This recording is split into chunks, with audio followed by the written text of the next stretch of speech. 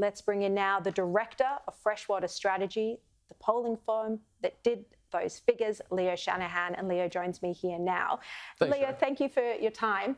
Look, what are the key issues that you're finding are behind this momentum that's giving Peter Dutton the support? Look, it's that key issue of cost and standard of living, and we've been seeing that for a long time now. But the government is struggling to make up any ground. It's lost over 24 points on that very point in the last year. And it's living costs. Housing is another one. Housing and cost of housing.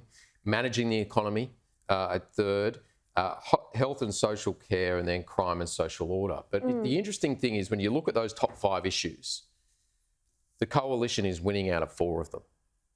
Now that will drive the vote towards the coalition. So as pollsters, you look to not just the pure numbers, but what are the issues? What are those issues driving those numbers? And in this case, the cost of standard of living, as we've talked about, housing and accommodation. But it's interesting that crime and social order too is now in that top 5 list. And we can speak about Queensland, but it's obviously a major issue in that election as well.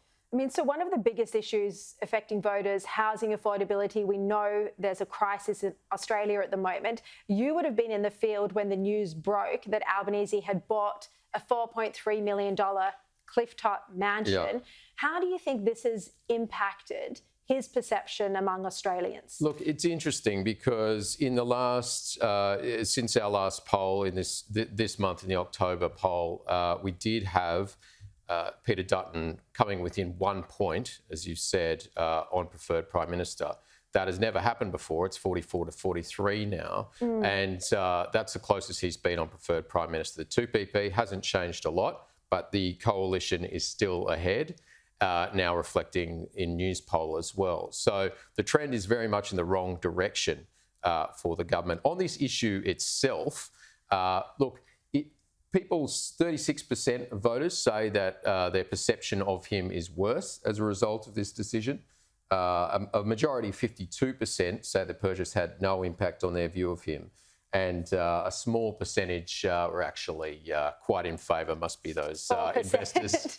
But look, it should be said on this point, I mean, I don't think it's really fundamentally hurt the government or the Prime Minister personally, because if you break down those numbers... Well, it has 36% of voters say they have a worse view of him. Except that if has you hurt look him. at those voters that already had a negative perception of him among Greens voters and particularly among a hard line of coalition voters. So generally speaking, his personal decisions and his investments hasn't really hurt. It's those fundamental issues that is hurting the government. We're seeing the Queensland election on Saturday. The polls had been showing that it would be a landslide win for David Crisafulli. We're now seeing that Labor appears to be closing the gap somewhat. Do you think the LNP will still be able to win a majority government? Oh, well, look, I think it firstly should be said that it was never going to be easy for David Crisafulli. I mean, this is only the third time since 1989. Well, yes, but it's only the third time since 1989 they'd aimed for a majority government. And you see the dominance of the Labor Party in Queensland. Now, he needs those 12 seats. He should get them. But the assumption that this is going to be a lay-down misère, I think, is a little misguided. Look, I think they'll win, but it won't be as easy as many people think. I think those key issues, though, of crime, where David Crisafulli and the LNP have campaigned very well, and it just shows up it's showing up in the numbers now nationally. We saw last night in the Sky News debate in Queensland, 1 in 10 of those audience members were affected by crime. And I think that has shown to be the key issue. I think this abortion issue was a bit of a distraction.